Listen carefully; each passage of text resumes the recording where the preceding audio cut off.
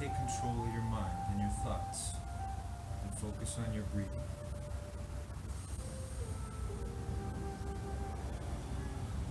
Feel the power of you, the real you, controlling your breathing.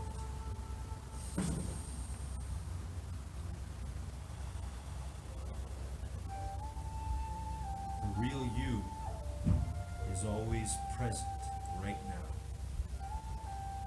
You are more powerful than you can ever begin to imagine, because you get to focus on the greatest gift ever. Now, your presence, where your attention is being drawn to now, no matter what's going on outside your mind.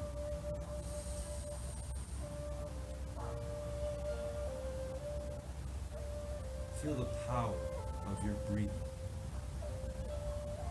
There are astronomical numbers of things going on in one breath. That's how powerful you are. That's how powerful your determination is. So let's use that power. Let's use that third eye, that mind's eye that we all have. Let's use it right now. And let's see ourselves doing the best we can on all the stretches and exercises today in our gym period. Gym. G-Y-M. Grow your mind. And here we are in the gym of life.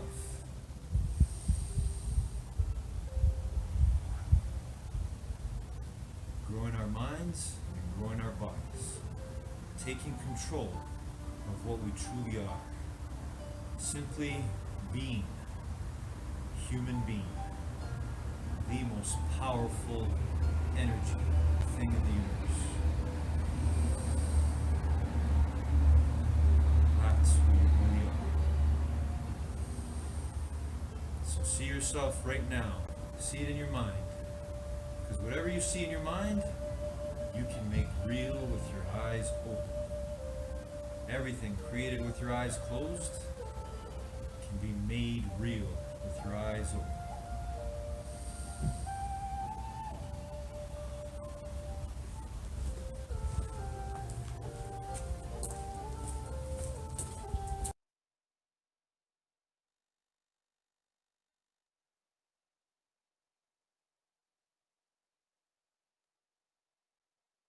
Get ready for your Fit 711 home workout powered by Fit 711. Let's get started in 5, 4, 3, 2, 1. Let's go.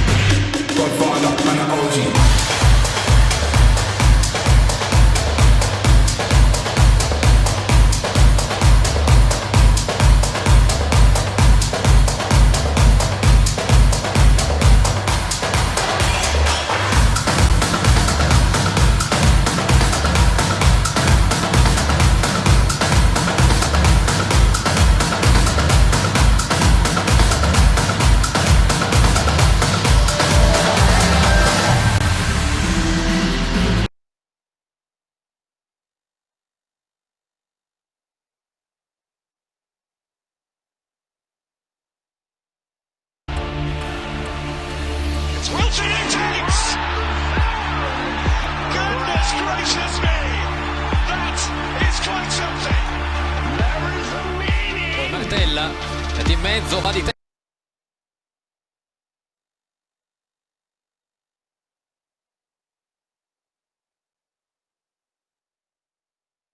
Good morning, guys. You know, it's amazing. The way we think about something can change everything. One of the things I've learned in my life, and I hope this helps you, is the way I would think of the word obsession. That's another word that's thrown around, and often there's a negativity or a fear associated with it. There are two sides to it. To me, it is focused mind power. And to me, the greatest thing we can do is channel the positive aspect of it. So obsession is a positive focused mind power that you have an ability to do. If you have something you want to do and you believe in it and it's aligned with goodness and rightness for everyone, you need obsession. You need that mind power. My friend Eric Thomas says we should become obsessed with self-improvement. I love this. Imagine we all did that. Hope this helps everyone. Have a great day.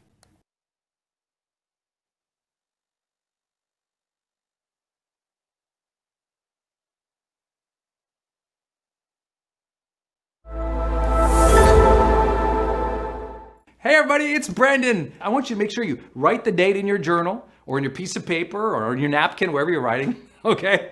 I want you to write the date. I want you to write advanced emotional intelligence, because this is gonna be a changing day for how you manage your emotions, the emotions of other people, and how you really sense and feel this life.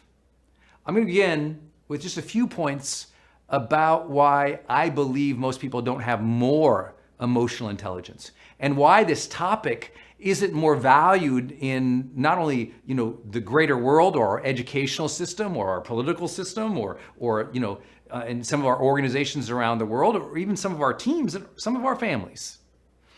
But I really believe that comes from just a few ideas here. Number one is the unfortunate reality that a lot of people think emotional intelligence is a, touchy-feely, oversharing, sense of vulnerable weakness stuff. And they don't realize emotional intelligence is the secret to better decision-making and better influence. It is the secret to overall mental health. It's the secret to mental strength, mental toughness, mental resilience. You want to be awesome in life and feel awesome. You want to care for others and set the tone and the energy of your culture or those that you lead and you serve. You need emotional intelligence, because emotional intelligence isn't just about how I feel. It's about tapping into a deeper understanding of what's happening in your biological system, what's happening neurobiologically, and what's happening in the social environment, so that you have greater mastery of it. Not just to be aware of your feelings, which is absolutely critical, but also to know the difference between emotions and feelings. To also know the difference of when someone is sad versus when they're discouraged. And knowing what to do with all of that. That's the power of emotional intelligence. So this is not just some I think what is happening in pop culture, people think emotional intelligence is just like, touchy-feely cotton candy hype stuff.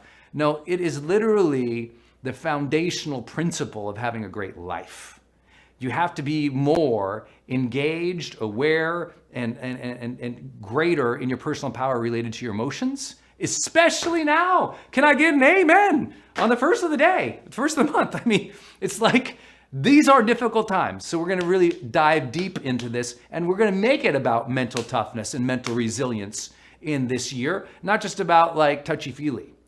Second big thing is, I really believe the reason most people aren't more emotionally strong, intelligent, resilient, is because there is this dynamic in our culture that is often avoid difficult feelings, avoid difficult conversations, avoid those times when we don't understand our feelings. So let's drown it out with, addiction, alcohol, distraction, Instagram, scrolling, whatever it is, right? It's like, oh, I don't feel good. You know what happens for a lot of people?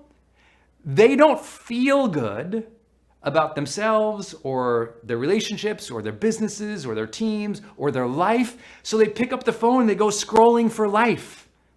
Do you know what that is? That's an emotional intelligence thing. What's happening is they don't know how to cope. And so they pick up tools for coping versus understanding coping is here. They externalize coping, seeking coping mechanisms outside without understanding how to navigate the difficult emotions of our lives. And so I think more people, haven't mastered this area of their life better because the easiest answer is to avoid it. Think about all those difficult emotions you've had in personal relationships. Maybe you have a relationship right now, who you love somebody, you're, in a relationship, in an intimate way, or you're a parent, or you're, leading a team.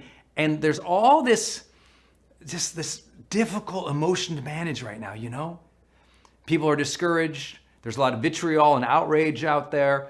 There's a lot of just fear of all this unknown. How have you engaged that? Have you had conversations with them? Have you checked in? Did you understand where they were at? Did they feel heard and seen, validated, appreciated by you?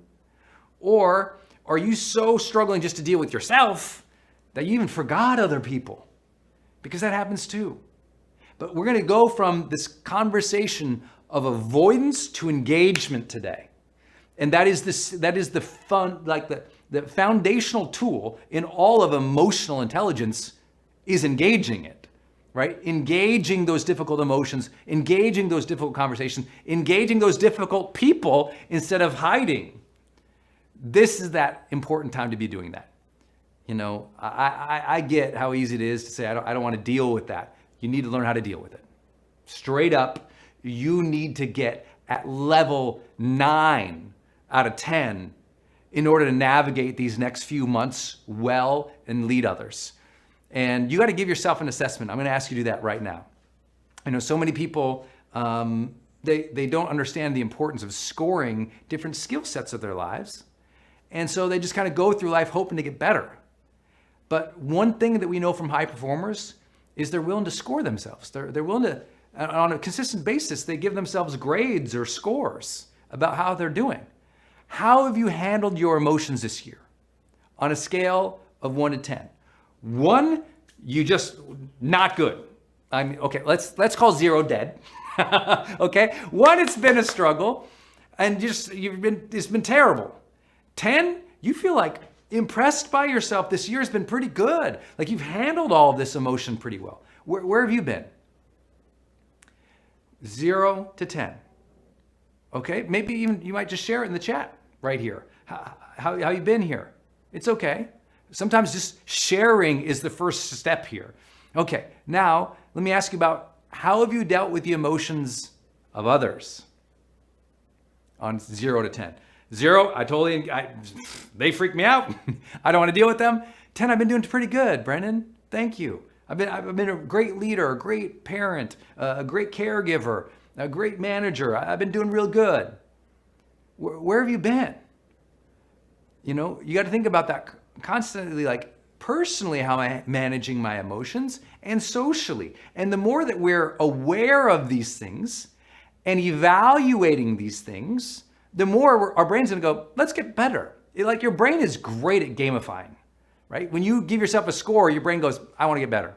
I would like a higher number here, especially if you're on something like this with me here at Growth Day. I mean, it's like, like you want to work on yourself, right?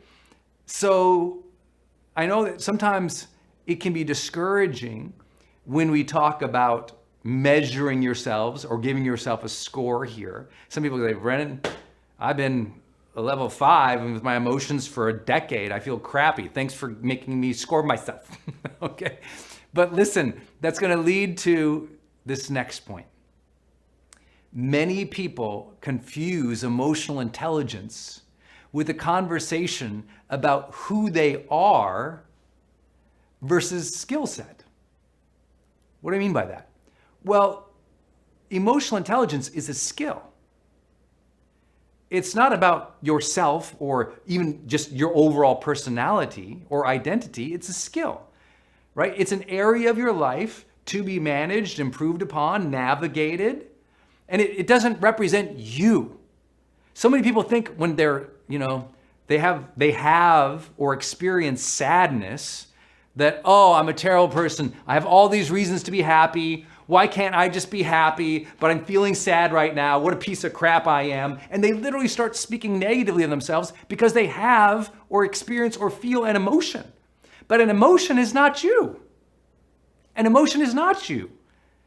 And what most people do in this category of emotional intelligence in their life, they say things like this. They say, oh, well, you don't understand. That's just how I am. I'm just not one of those joyous people like you, Brandon. I'm not like your students who are so happy. And what they do is, well, I'm not like that. Thinking that managing your emotions, navigating your emotions, and activating a full suite of positive emotions in your life is related to their identity and who they are. No, we're talking about a specific topic in personal development. There's lots of things we can talk about that isn't you, right? Your car is not you, and your emotions are not you. Your dog is not you. The things you own or control or have are not you. It's okay when you have an emotion that you don't like, not to hate yourself for the emotions you're experiencing. Some of you had a really tough year, right? I hear it all day long from this community, and you'll see it in breakouts. It's like, this has not been an easy year. And so many people get down on themselves, down on self, versus recognizing, oh, I don't have a real strong skill set here to navigate this difficult emotion. You follow? You don't need to get mad at yourself or down on yourself. If you score yourself in a way you don't like, you say, oh, I need to develop more skill here to be able to do that better, right? If I go out and you and I go out and we hang out to play tennis and I'm not good at it at first, I don't say, oh, I suck at all sports. I say, I'm not good at this tennis thing. I need to figure out how to hold this racket and make sure this ball gets over that net. And when it comes back to me, you don't hit me in the eye.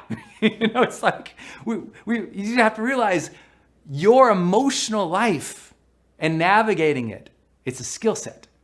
And when it's a skill set, you can get better at it. Obviously, that is why you're here. But I want to remind you of that because I'm going to tell you right off the bat how good you are with emotional intelligence. Are you ready? Okay, some of you ain't going to like this. And I know you're all going to light up here in a minute here, but you might not like it. Your emotional intelligence is directly correlated with how hard you have been on yourself this year. Right? If you've been so hard on yourself this year, then this is a great session for you because you need to develop greater emotional acuity, greater emotional strength, greater emotional resilience, greater emotional intelligence, right? And if you've always been hard in your life, but you're like, no, but I understand my emotions. No, because if you're constantly hard on yourself, that's coming up because of emotions. You feel an emotion you don't like, you take the emotion and you describe it to self. This is why you keep getting it wrong. I'm here, I want to help you do this. Separate yourself from the skill set of managing emotions and just go, you know what? I'm kind of not managing that well today. I can understand that I don't manage things great every day and every time without saying I suck. Okay, parents out there, you know this, right? You can be a great parent, a good parent, a loving parent, a caring parent. But sometimes when little Johnny or Sally or whoever comes in and you lose it, that moment in dealing with that child right there, it might not be your best, but it doesn't take away from the fact that you're a caring, giving parent, right? You don't take individual interactions with that child when it doesn't go right and globalize it into you're terrible. That's globalization and catastrophizing. You follow? Well, don't do that with your emotions either, right? Don't do that with your emotions. There's days, don't tell nobody, but Brendan Burchard, the Motivation Manifesto guy, which is currently the best-selling motivation text so far of this century, with motivation in the title, there's days I'm not motivated. That doesn't mean I'm like, oh, I'm a terrible person. Look how incongruent and awful I am. Oh my God. It's like, I didn't manage my focus and my energy well today. I wasn't clear with my intentions. I didn't energize my mind and my body to get excited about my purpose. I didn't do the things that are necessary to summon and sustain the emotion I wanted. Instead, I just accepted what landed on me. Feel crappy.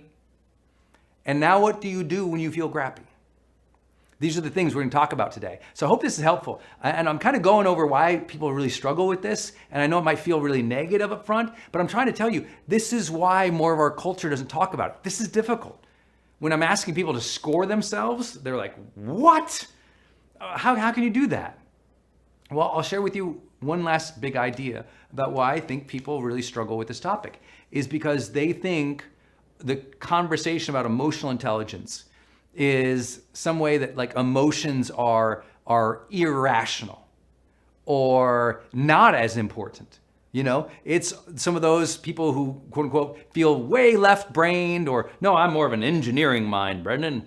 Emotions don't get into my thinking process, and they're more like, they feel like emotions are irrational or not important or not a priority or are weak.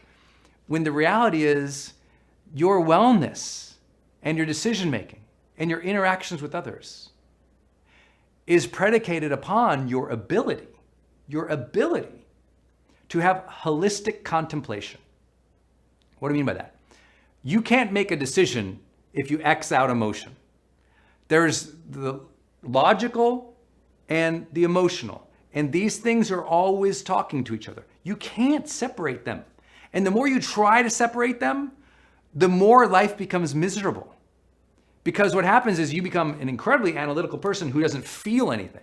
Or you become an incredibly feeling-oriented person who's not taking the time to think through things. And so consequences on either side aren't good. We want you to be incredibly holistic in your contemplation, your decision-making.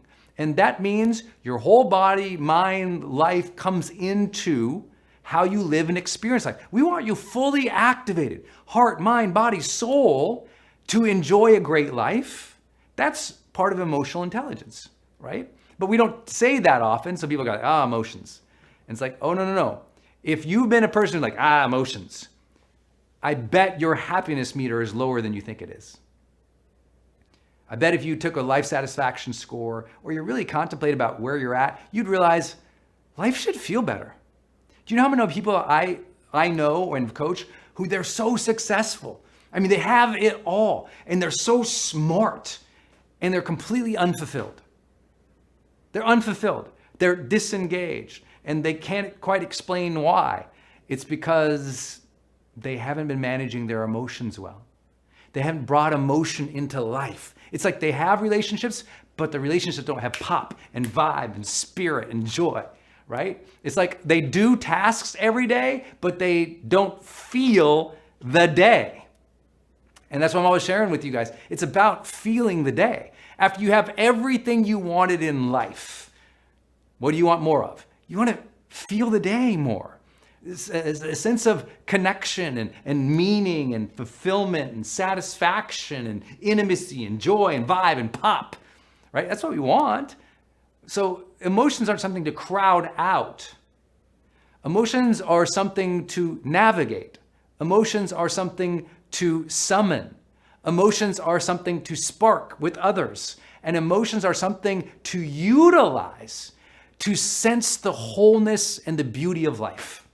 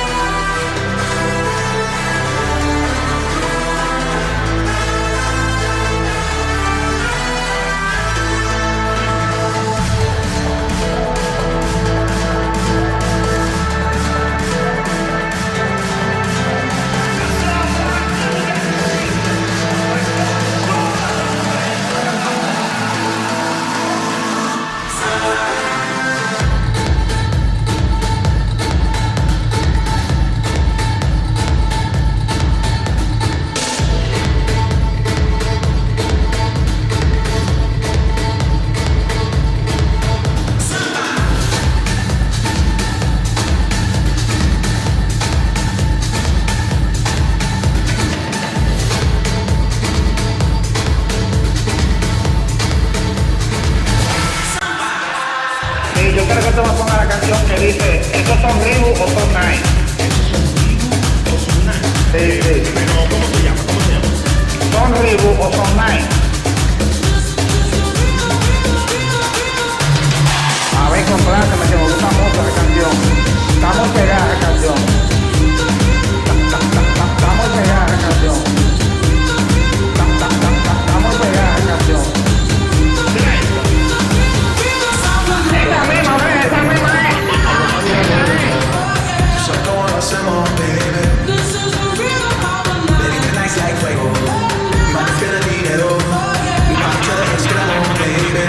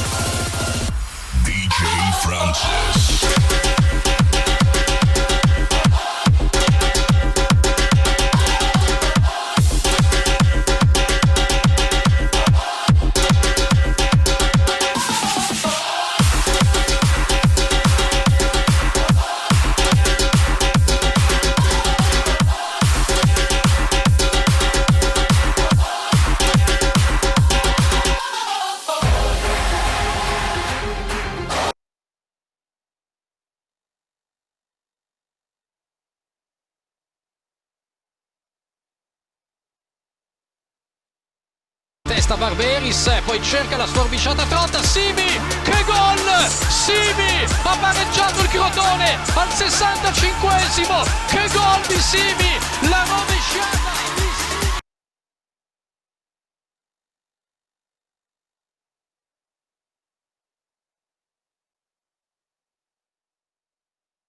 Good morning, guys. Robert Kiyosaki today shares with us in his rule number 8 in Top 10 Rules for Success. Don't be afraid of losses. This is a huge one. This is one where we're conditioned. Growing up, going through school, going to different clubs, being in certain activities where success and failures are possibilities. We have been conditioned, I believe, as a society to be afraid of losses. And so one of the challenges we have to face, not only when it comes to how we are with our money, but the way we live and the choices that we make, we're gonna make mistakes. We have to change the way we look at that. We have to say to ourselves that those mistakes are steps in the right direction if we're willing to learn from it. We were all going to the same place, but we can last forever in terms of the energy and choices we made in our physical existence here. Have a great day, everybody.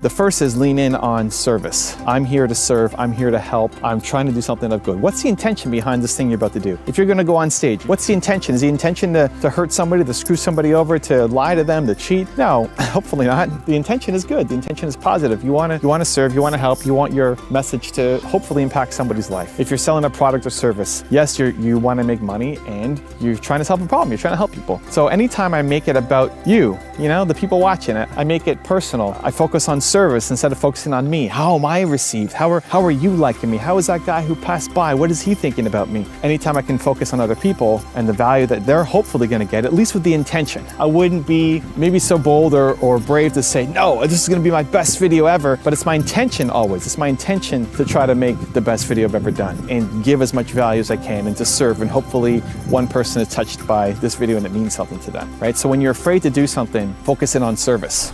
Need motivation? Watching Top 10 with Believe Nation. Hey, it's Nina Carmichael, and we made these videos because we know you're the most ambitious person in your circle, but you know you're capable of more. And you get that push by surrounding yourself with the best. So today, let's learn from one of the best, my husband Evan Carmichael, and our take on his top 10 rules for success. Enjoy! Rule number 2, step in your confidence. Reminding yourself every day of how amazing you are, I think is one of the greatest gifts you can give yourself, and it's not about ego, it's about confidence. Confidence comes from a place of strength. Ego comes from a place of weakness and insecurity. So it's time to step into your confidence and remind yourself of how amazing you really are. This video is gonna help. So I used to have a lot of problems with ego versus confidence. I used to feel like, who am I? Why do people need to hear my story? I was profiling all these different successful entrepreneurs, and people kept asking, well, where are you? How come we can't see what you're about? Where did you come from? And I always felt like my story doesn't matter. I'm profiling David Goggins and Steve Jobs and all these people. Why do you care about? I mean, sure, I sold my first business, had an exit, but it's nothing compared to what all these other people have done. And I always shrouded it, covered it under ego. Like, well, that's such an egotistical thing to do. But really, I was just playing small. I was cheating people the opportunity to learn, to get better, to grow from my story. That my story has value. It's the belief that my story had value that took some time to really work up. Even making videos on my channel, the #1 most requested person for top 10 was me. And I resisted for maybe 2 years of even making an Evan Carmichael top 10 because I just felt not good enough. I felt like that's such an ego play and not coming from a place of confidence. And yes, my message has impact, has meaning, can help the world. And the first Evan Carmichael top 10 came out from my team. So on my birthday, I think it was my birthday or Christmas, my team put together with the support of my hardcore fans, my first top 10. No, not yet, Evan. Videos? You wanna watch it? I'm a little scared. And that's the one that went live on a channel. And ever since then, we've done a regular series of me being on the channel. But it's been a real progress for me. It's been a real evolution. It's taken me a long time, and hopefully you can get there faster. This has been almost 20 years of me sharing ideas and content and slowly stepping into the light and slowly building more confidence and more belief. And I hope that with the content I'm making and the experiences I'm sharing, you can get there a lot faster. Rule number 3, take the next step. The world's biggest problem is a lack of belief. The biggest problem for me, for you, for Brendan Burchard, for everybody is a lack of belief. You believe in yourself to the extent of what you've done, that you can do it again, but you don't believe in the next step. You don't believe that you can go from here to here. This is why I think everybody has what I call Michael Jordan level talent at something. Like you're a genius. You are the best in the world at something. And it's not what you went to school for. It's not what your parents taught you. It's not what the people around you are doing. It's probably something very, very, very different. And unlike your parents or grandparents, it's actually possible now. Because of technology, because of the internet, it's actually possible for you to go off and be this Michael Jordan level genius at something. You don't need to have the resources, you don't need to have the education, you don't need to have the connection, because it's all of the walls have been broken down and it's only getting easier. But it's still the lack of belief in the ability to do the thing. People say, well, I think cancer is the world's biggest problem. Great, I think cancer should have been solved by now. The woman who would have solved cancer is a manager at an accounting firm doing work that she hates. Because one, she never believed in herself enough to go down the route to become a doctor or researcher. And two, even if she started, she didn't believe in herself enough that she could be the genius at it, the Michael Jordan level genius, best in the world or something. And this is what happens. We settle, we get stuck, we get complacent, we find all these reasons and excuses why we can't do it. It's just fear and lack of belief. And every time you break through, every major breakthrough that I've had in my life has come on the other side of me believing in myself more that I could go off and do that thing. Rule number 4, use nose as fuel. Use the nose as fuel. And I add this in not because I use it, but because I know it works for a lot of other people. And I'm channeling Tom Bilyeu right now. This is one of the things that Tom does. He credits to having his success. If you know Tom, Impact Theory, built $1 billion business with Quest, and now has his awesome YouTube channel. He has a list. He has a list of all the people who doubted him, who didn't believe in him. And whenever he feels like he really needs that extra motivation, he goes to that dark place and looks at that list and say, all these people did not believe in me. I'm going to show them wrong. I don't do that. I don't get a lot of power or strength for myself of being in the dark side, of proving somebody wrong. But I think it can be very beneficial for people. And a lot of people do talk about it. So I wanted to at least give that to you as an option. Use those no's as fuel. Use that your mom telling you that you suck and you can't make it. Maybe she doesn't say that you suck, but that you can't make it. Using your friends or haters online saying that you're never going to do it. Using that as fuel to say, I'm going to show you and prove you wrong. I just think the danger is if you live in there for too long, if you're only fueled for the dark side, it consumes you. If you're only doing something to prove somebody wrong, you're never going to stay consistent, persistent enough because it's not a good enough reason. At the core of doing the thing has to be you love doing the thing. You want to serve, right? You're built to serve. You want to serve. You want to help. You want to help, right? But if you have to channel the dark side every now and then, use those no's as fuel to help you get forward, then go for it and give it a shot. Also, to make sure you're actually taking action after watching this video, I've designed a special free worksheet just for this video. The worksheet will highlight all of the lessons learned in this video, as well as pull out our 3 favorite learnings and quotes that will inspire you to actually do something. The worksheet will also give you space to write down what your key takeaways are and your specific plan of action to make sure you're getting results. If you want the worksheet designed specifically for this video, absolutely for free, there's a link in the description below. Go click on it and start building the momentum in your life and your business. I'll see you there. Rule number 5, defend your time. Your actions have to map to your ambitions. One of the biggest challenges people have is figuring out what does balance look like for you. You don't want to have Jeff Bezos's calendar. You don't want to have Evan Carmichael's calendar either. Balance looks like something different to us. Finding your version of balance, mapping your actions to your ambitions, and then having the courage and the confidence to chase that down and apply it to your life when the people around you are saying you're nuts, you're crazy. That's the juice of life. That is where you'll find peace as well as your success. So as an example, let me walk you through a typical week in the life of Evan Carmichael. I like having my morning routine that I do pretty much every day of the week. I have my evening routine that I'll do pretty much every day of the week. And then I have different days for different things. I find that if I have one full day to focus on just one main task, I'm much more productive.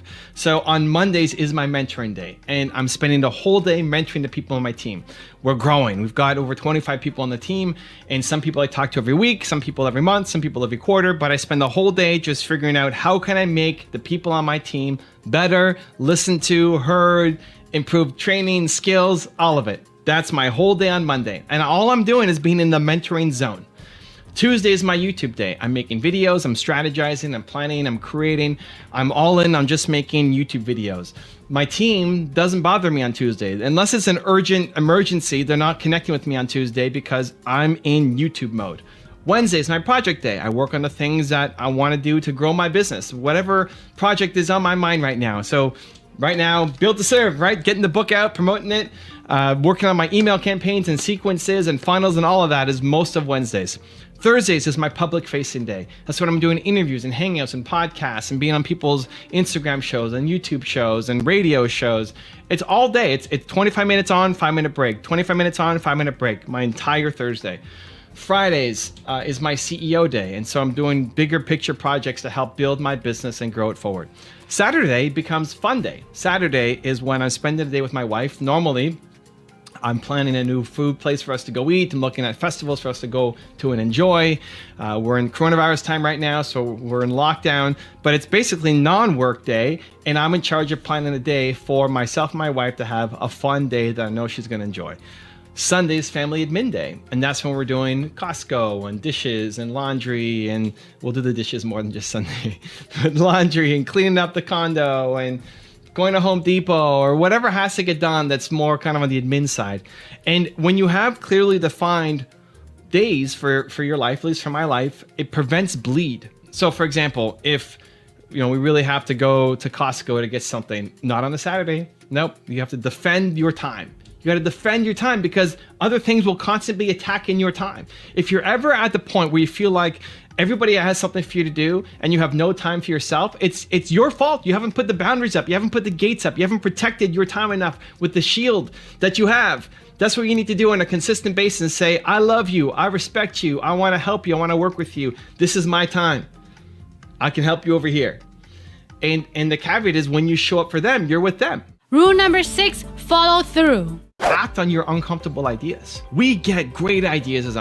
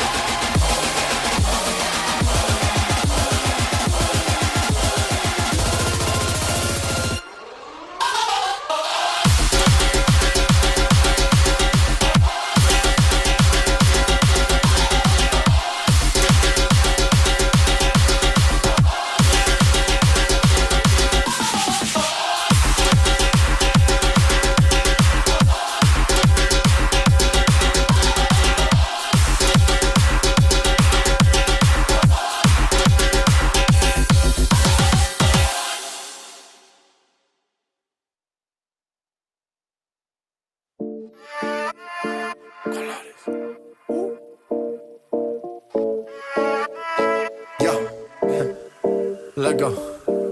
Después de 3 canciones seguía, analizando la movida. No sale si está de día, quiere hanguear en su estilo de vida. No le gustan principiantes, que sean calle pero elegantes. Perreamos hasta que tú y yo no aguante. Yo pedí un trago y ella la botella. Abusa siempre que estoy con ella. Oh yeah, hazle caso si no te estrellas. Qué problema es culpa de ella. De ella. Yo pedí un trago y ella baila pa' que suena el rebote. Pide whisky hasta que se agote. Si lo prende exige que rote. Bailando así vas a hacer que no bote. Nena, seguro que al llegar fuiste la primera. En la cama siempre tú te exageras. Si te quieres ir pues nos vamos cuando quieras, girl. Nena, seguro que al llegar fuiste la primera. En la cama siempre tú te exageras. Yo pedí un trago y ella la botella. Abusa siempre que estoy con ella. Oh yeah, hazle caso si no te estrellas. Qué problema es culpa de ella. Yo pedí un trago y ella la botella. Abusa siempre que estoy con ella. Oh yeah, hazle caso si no te estrellas. Qué problema es culpa de ella. Yo pedí un trago y ella.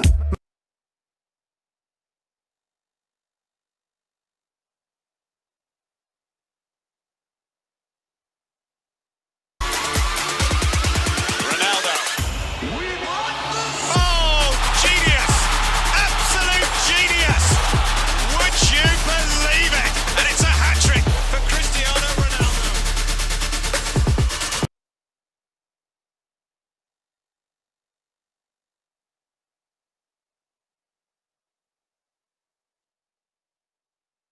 Good morning, guys. All right, I got a funny story to share with you today. This one is fresh from last night and being with my family. I got to give my younger daughter credit for this one. I deserve this one, but it's funny and I can laugh at it now. So you guys know I'm obsessed with the power of the human mind.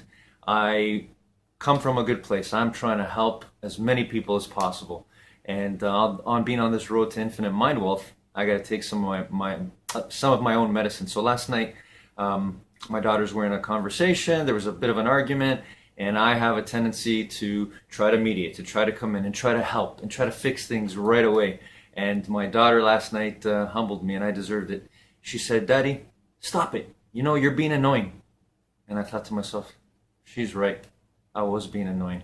And so I have to constantly work on this, but it made me laugh, just the way she said it. And thank you. Thank you, sweetie. Daddy's got to learn too. Have a great day, everybody.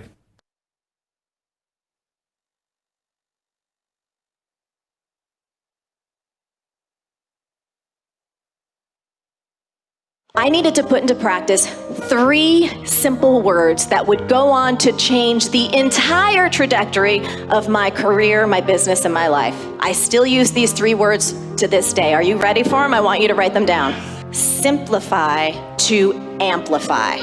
One more time. Simplify to amplify. What does that mean? Simplify to amplify means that you deliberately focus on fewer things, but you execute them on a way higher level. You see, in a culture that's constantly pushing us, pressuring us to do more, to be more, to have more, to make things more complex, I chose to flip that script. I was like, I'm not going for the crazy. I'm gonna do less, and I'm gonna do it better than anyone in the world. And that's what I did. Need motivation? Watch a top 10 with Believe Nation. Hey, it's Evan Carmichael, and I make these videos because in my first business, I struggled to believe in myself. I quit on my business partner.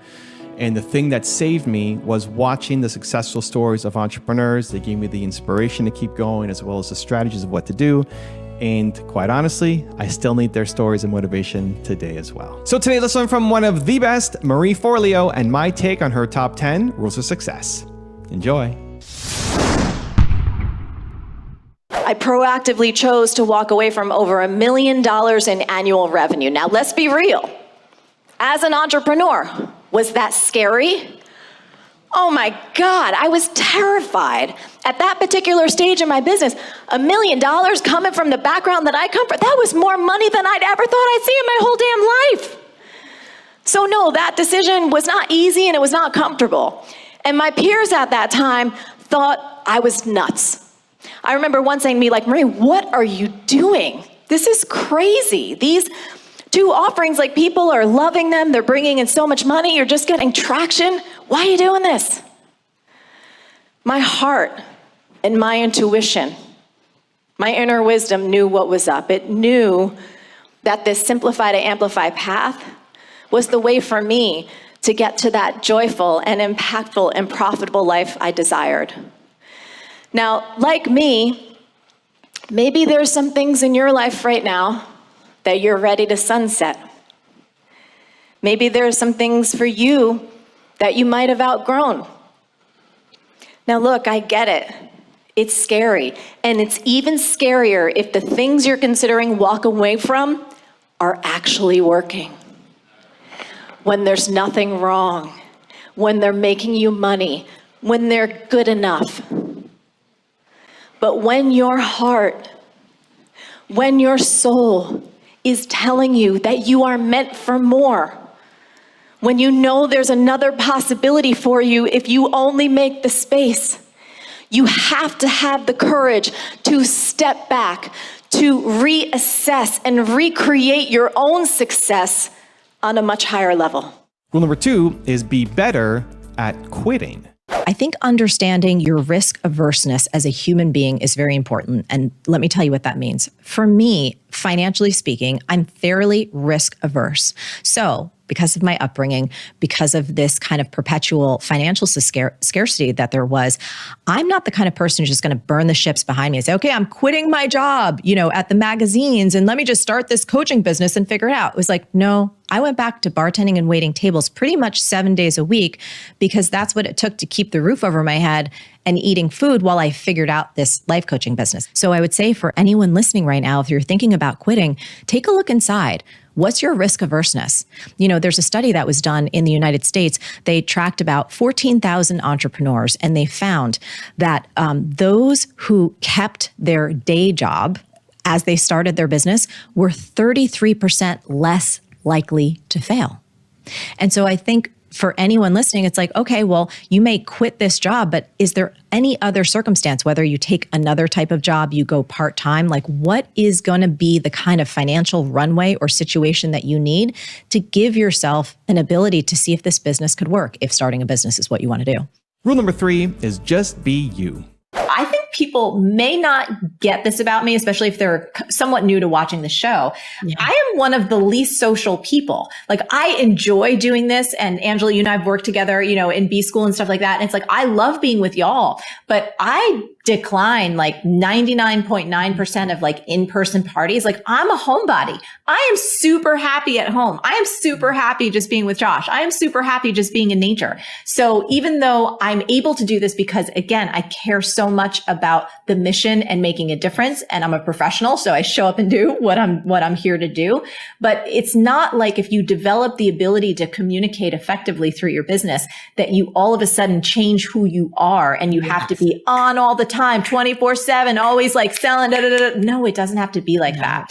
So for anyone who feels like, oh, I'd love to start a business or I'd love to grow my business, but I feel like I have to become someone else to do it, Angela and I are both telling you, no.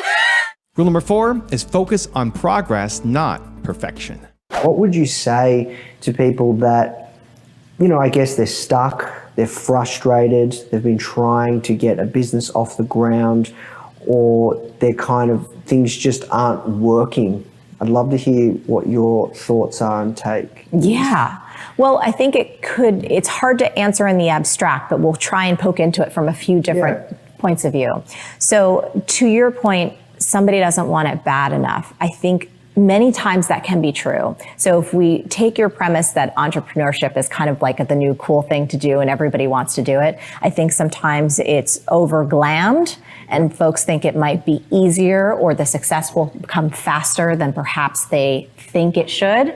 And so they get very discouraged. You know, one of the ideas that we talk about in the book is this idea of progress, not perfection. And we talk about the fact that anything that's worth figuring out could be a business, could be your health, could be a relationship, anything. It's about the long term, not the short term.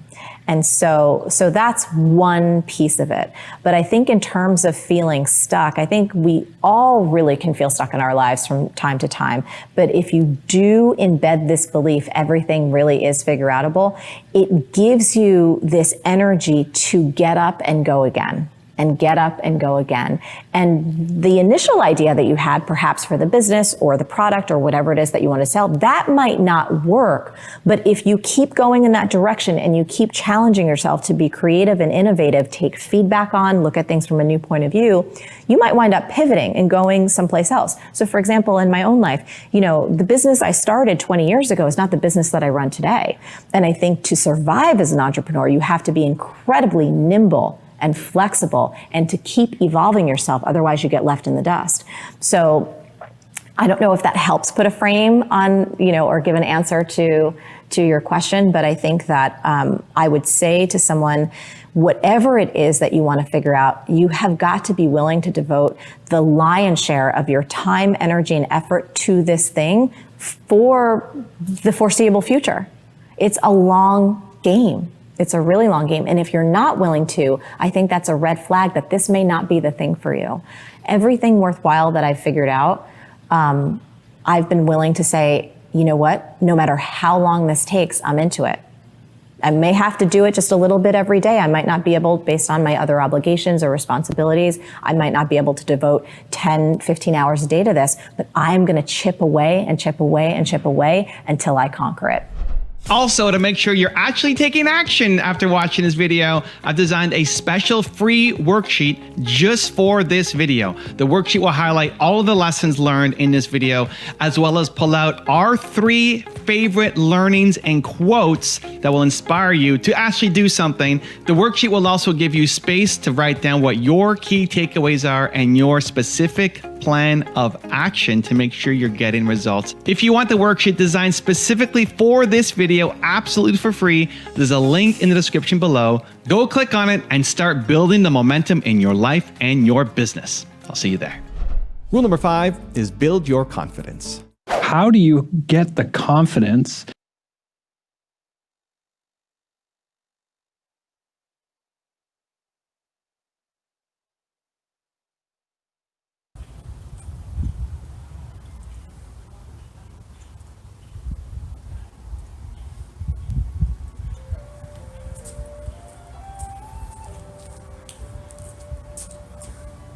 And we end as we begin. Legs crossed, back straight, eyes closed.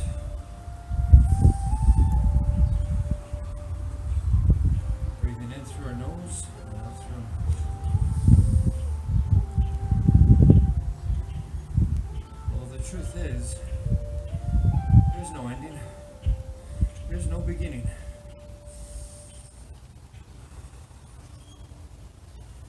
Today we started, beginning like we always do,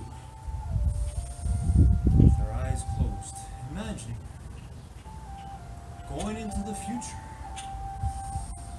Only you can do that. Only we can do that.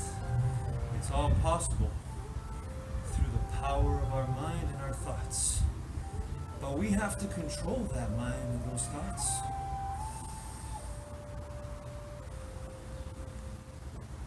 Because even they are not who we really are.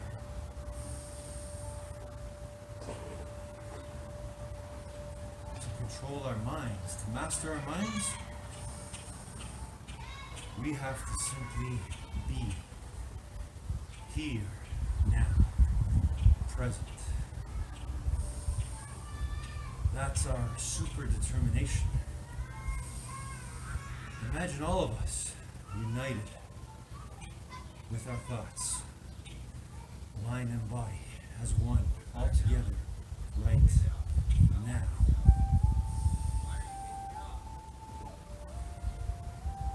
That in itself is infinite intelligence.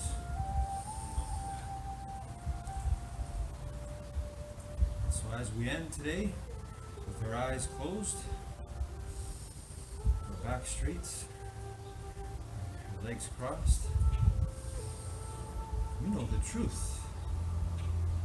We're not really ending. It's never really over. We were all born to win.